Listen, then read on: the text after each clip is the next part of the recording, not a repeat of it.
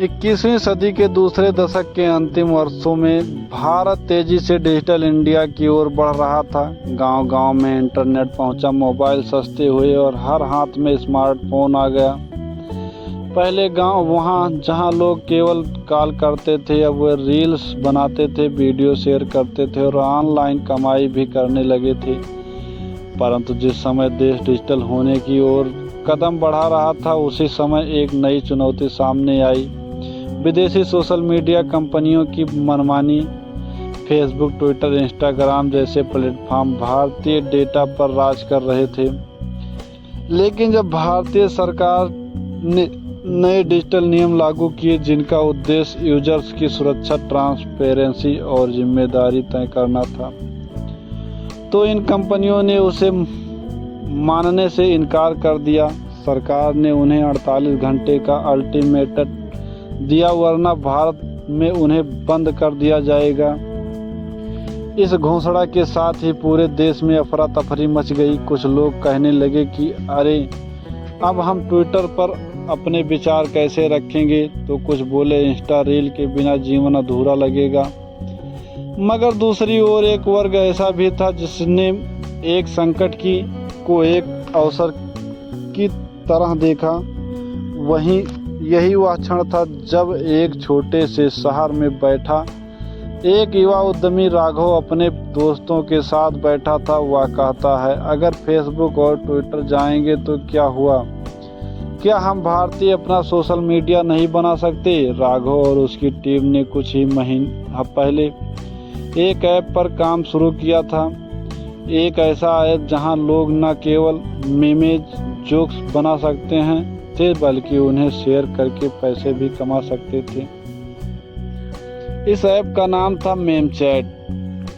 अब तक उसका नाम ज़्यादा लोगों को पता नहीं था, लेकिन जैसे ही सोशल मीडिया कंपनियों पर बैन की खबर आई, लाखों लोग अल्टरनेटिव की खोज में जुट गए। मेमचैट को एक ही दिन में 10 लाख बार डाउनलोड किया गया। राघव ने अपने पहले इंटरव्यू में कहा, हमारा उद्देश्य केवल एक ऐप बनाना नहीं है। हम चाहते हैं कि भारत का हर व्यक्ति न केवल यूजर बने, बल्कि कंटेंट क्रिएटर भी बने। हर मीम, हर जोक, हर कहानी जिसे लोग शेयर करते हैं, उसका माहौल हो। मेमचैट ने एक नया मॉडल अपनाया। हर मीम पर व्यू के आधार पर पैसा, टॉप क्रिएटर्स को हर महीने इनाम, हिंदी, तमिल, बंगाली, तेलुगु, भोजपुरी जैसे स्थानीय भाषाओं में इंटरफेस। ये सब एक बड़ी सोच के संकेत थे कि भारत अब केवल उपयोगकर्ता नहीं, डिजिटल निर्माता भी बन रहा है। उत्तर प्रदेश के बस्ती जिले में एक गांव की बेटी प्रिया कभी भी इंस्टाग्राम या फेसबुक की स्टार नहीं बन पाई, क्योंकि वहां अंग्रेजी ट्रेंड चलते थे। मगर जब उसने मेमचैट पर भोजपुरी में एक मज़ेदार मीम बनाया, जब माई बोली खा ले रोटी और तू बोल माई लिट्टी चोखा देना, यह मीम 20 लाख बार शेयर हुआ और प्रिया को उसका महीने मिले 35,000। अब गांव की लड़की कहती है, पहले हम मोबाइल से डरते थे, अब मोबाइल से कमाई करत बानी। सरकार ने भी मेमचैट जैसे भारतीय ऐप को बढ़ावा देने की योजना बनाई। प्रधानमंत्री ने मन की बात में कहा, हमें आत्मनिर्भर भारत तभी मिलेगा जब हम अपने डिजिटल उत्पादों को भी अपनाएंगे। सरकारी विभागों ने भी फेसबुक छोड़कर मेमचैट और जैसे ऐप पर अपने आधिकारिक अकाउंट बनाए।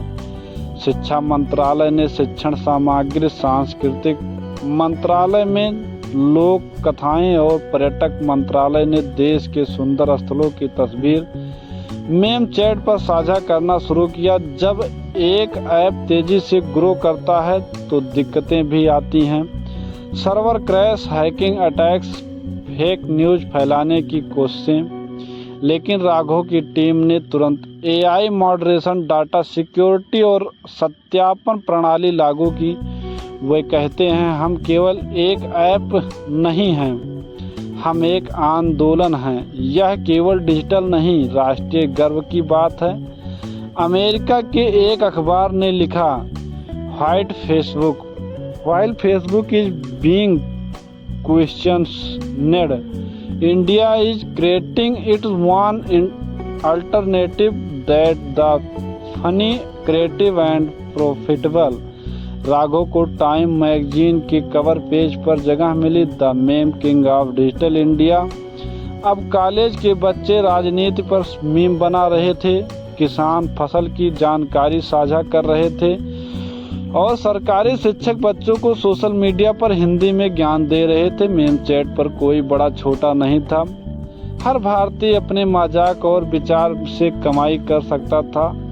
यह एक ऐसा डिजिटल आंदोलन था जिसने देश के हर कोने में को जोड़ा, भाषा, जात, धर्म के से परे। जब फेसबुक, ट्विटर, इंस्टाग्राम ने भारत की बात नहीं मानी तो भारत ने अपने रास्ते बना लिए। मेम चैट सिर्फ एक ऐप नहीं था, यह एक नई सोच थी, एक ऐसे भारत की तस्वीर जो अपने बात को कहे अपने अंदाज में और अपने कमाई की भी हो। आज मेम चैट पर 10 करोड़ प्लस यूजर हैं, हर गांव, हर शहर, हर बोली अब इंटरनेट पर अपने हक की आवाज़ बन गई है। भारत एक अब ऐप का उपभोग करता, विकास करता है। मजाक अब केवल हंसी नहीं देता, वह रोजगार भी देता है और यही है असली डिजिटल इंडिया। जय हिंद।